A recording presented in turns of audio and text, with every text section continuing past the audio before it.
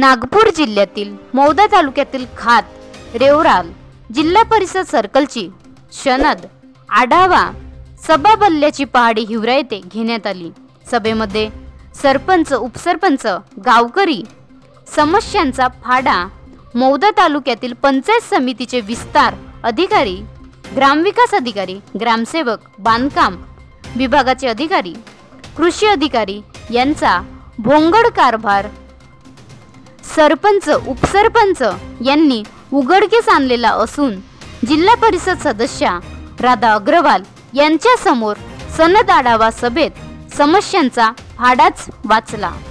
यावेळी सभेला उपस्थित राधा अग्रवाल, जिल्हा परिषद सदस्य खात, स्वप्नील श्रावणकर, सभापती पंचायत समिती मौदा, हेमराज चापले, उपसभापती पंचायत समिती मौदा, दुर्गा ठाकरे, सदस्य पंचायत समिती मौदा, मुकेश अग्रवाल, माजी पंचायत समिती सदस्य खात, अतिरिक्त गट विकास अधिकारी पंचायत समिती मौदा, शरद दोनोडे, विस्तार अधिकारी पंचायत समिती मौदा, तसेच खातवरील जिल्हा परिषद सर्कलचे सरपंच, उपसरपंच, सदस्य, सचिव, पंचायत समिती आणि ग्रामपंचायत कर्मचारी व गावकरी मोठ्या संख्येने उपस्थित होते। महाराष्ट्र लाईव्ह न्यूज, छबिलाल गिरीपुंजे, राज्य प्रतिनिधी, नागपूर।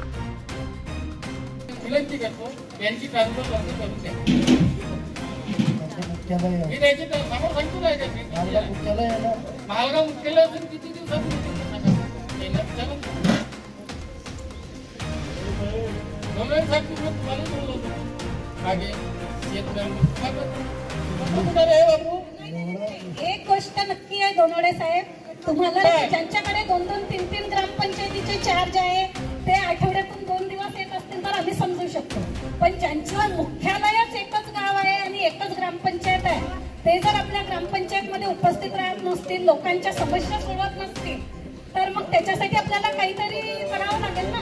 असं केव्हापर्यंत चालणार आहे? भरपूर दिवस झाले ना। सभापती साहेब येतात म्हणून मी पर्यंत समजून घेतला, चला होऊन जाईल पण भरपूर दिवस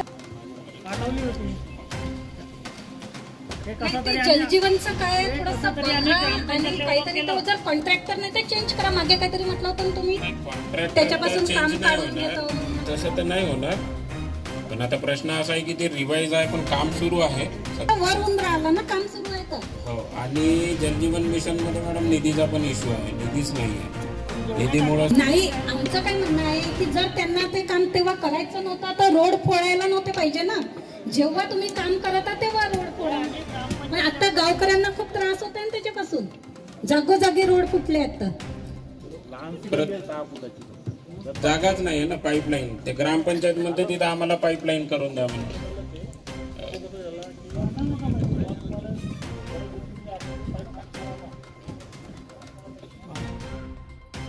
बनवा व्हिडिओ, पाठवा व्हिडिओ, आम्ही तुमच्या न्याय हक्कासाठी लढा देऊ। ताज्या बातम्या व घडामोडींसाठी पाहत राहा फक्त महाराष्ट्र लाईव्ह न्यूज।